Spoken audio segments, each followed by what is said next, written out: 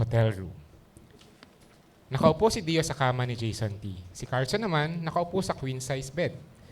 Kukunin ni Carson ang isang supot na may lamang bagnet. Oh, alam ko gusto mo to. Thank you.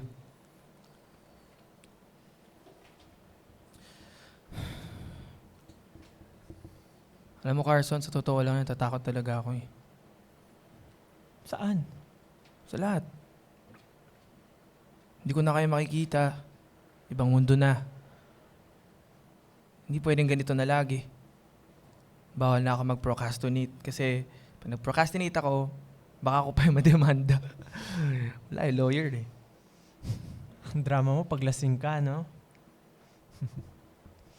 Wala.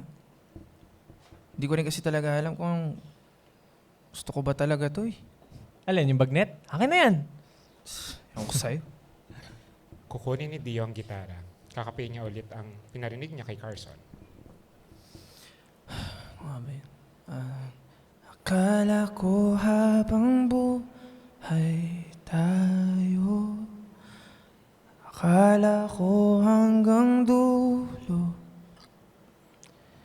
kay haba pa ng kalsada, dito na ba tayo bababa? Kung ganito na nga ba ang usapan, kung dito na ang hangganan, dapat sigurong iwasan ang mga minsang kamustahan.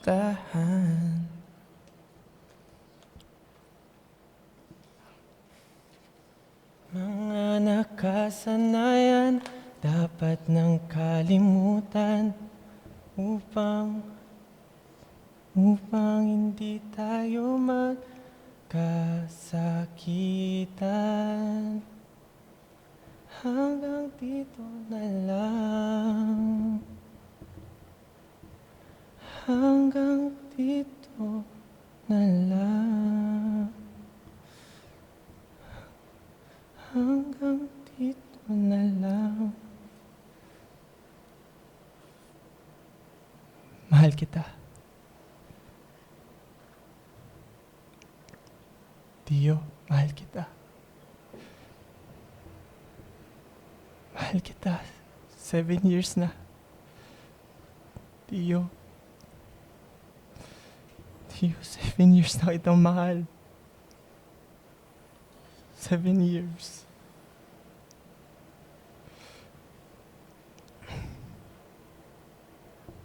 Iiyak si Carson. Kukunin ni Dio ang gitara mula kay Carson.